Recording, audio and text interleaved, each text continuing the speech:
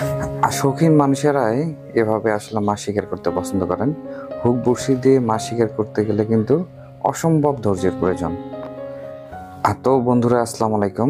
আপনাদের সবাইকে fish and fish চ্যানেলের পক্ষ থেকে শুভেচ্ছা জানাচ্ছি। আজকের ওয়েদারটা অসম্ভব সুন্দর। এখন আগস্ট মাস 2024 সাল।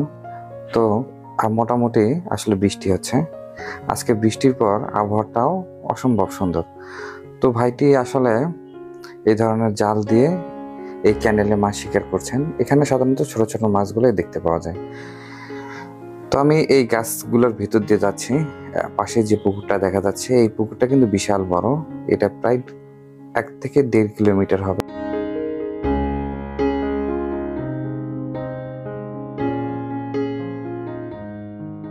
এই পুকুরে আজকে আসলে মাছ ধরার প্রতিযোগিতা চলছে। এইটা দেখার জন্য আমি আসছি, আপনাদেরকেও আসলে দেখাবো।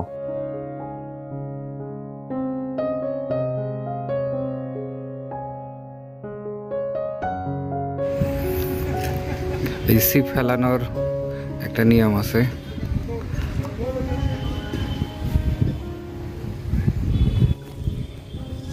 কিভাবে ধরতে হবে?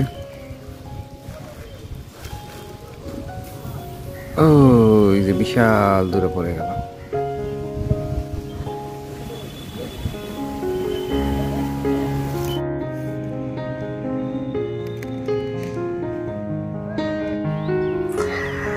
আজকে আপনি যে ভিডিওটি দেখছেন এবং আপনি ভাবছেন একসময় আমিও এভাবে আসলে হুক বড়শি দিয়ে মাছ ধরতে খুব পছন্দ করতাম, হয়তোবা আপনার সেটা স্মৃতিতে চলে গেছে, হয়তোবা আসলে নানান কারণে এভাবে আর আপনার পছন্দের জিনিসটা বা পছন্দের কাজটা আপনি আর করতে পারছেন না।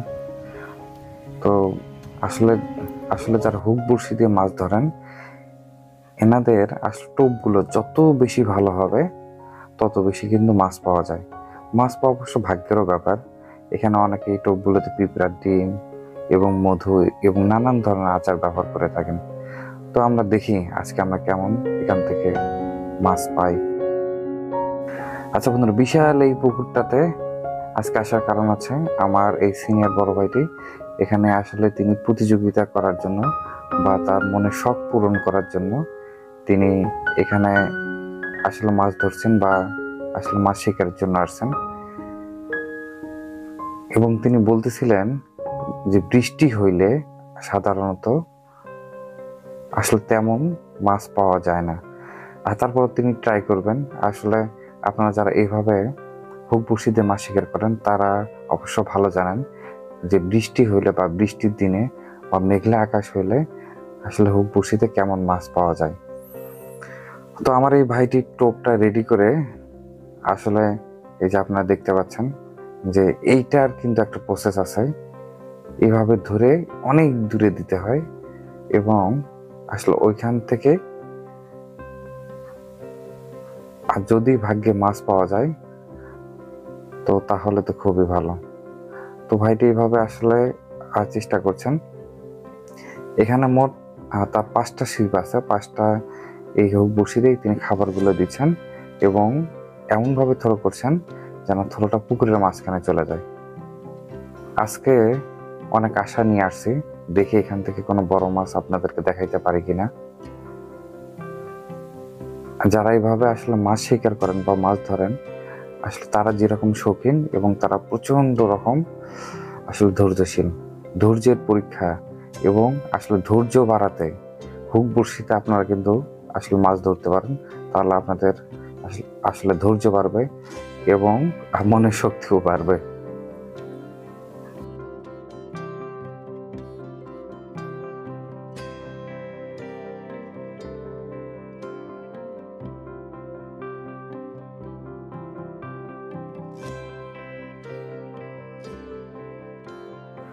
এত বন্ধুরা, দীর্ঘক্ষণ অপেক্ষার পরে অবশেষে এই ভাইটির বড়শিতে মাছ ধরা পড়েছে। আমরা চেষ্টা করব যে মাছটা যেন আসলে বড়শি থেকে ছুটে না যায়। আর যারা আসলে হুইল ব্যবহার করেন তারা জানেন যে কিভাবে আসলে মাছকে খেলতে খেলতে, পানির মধ্যে খেলতে খেলতে আসলে পুকুরের কিনারায় নিয়ে আসতে হয়, তারা আগে থেকে জানেন। তো আর যারা নতুন আসলে তারা এই ব্যাপারটা সম্বন্ধে অতটা আসলে অভ্যস্ত না। আজকের বিকালটা অসাধারণ সুন্দর। তো দেখেন আকাশটাও কি সুন্দর লাগছে। আমরা দেখি যে এই বড়শিতে কত বড় মাছ আসলে ধরা পড়ছে এবং কি মাছ আসলে তার ভাগ্যে আসছে। তো মাছটা কিনারেই চলে আসছে। আর এই ভাই এই যে দেখেন আসলে মাছ ধরার একটা যন্ত্র তিনি চেষ্টা করছেন। অবশেষে একটা মোটামুটি বড় রুই মাছ আমরা আসলে পাইলাম। তো দেখে বেশ ভালোই লাগছে। খাইনি তো আছে টোপ শক্ত হয়ে ওই যে একটা কথা কইছে না, আমরা হইছি কর্নার রাশি আর আমরা হইছি বাঘ রাশি। যাই হোক ওইটাই।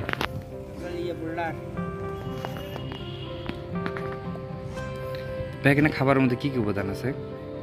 অনেক কথা আছে।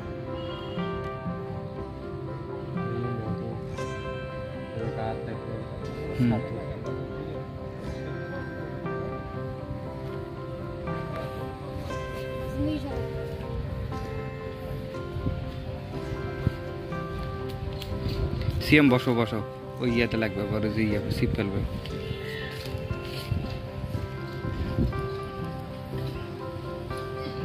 বড় মাছের টক।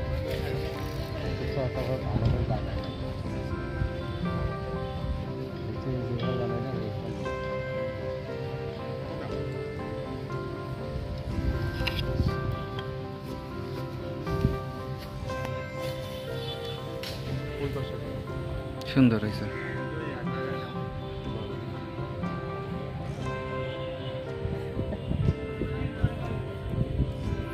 আপনারা যখন পাওয়া শুরু করবেন দেখবেন আসলে যারা শৌখিন মানুষ তারা এইভাবে মাছ ধরতে পছন্দ করে।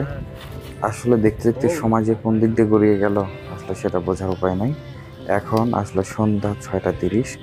তো দিনের আলো শেষ, এখন প্রায় অন্ধকার অন্ধকার মতো ভাব চলে আসছে। আজকে আপনাদের কাছ থেকে বিদায় নিচ্ছি। আর যারা চ্যানেলটি সাবস্ক্রাইব করেননি তারা চ্যানেলটি সাবস্ক্রাইব করে দেবেন এবং আপনাদের সবার মনের আশা পূর্ণ হোক। সবাই সবখানে সুস্থ থাকেন, ভালো থাকেন। আজকের মতো বিদায়, আল্লাহ হাফেজ।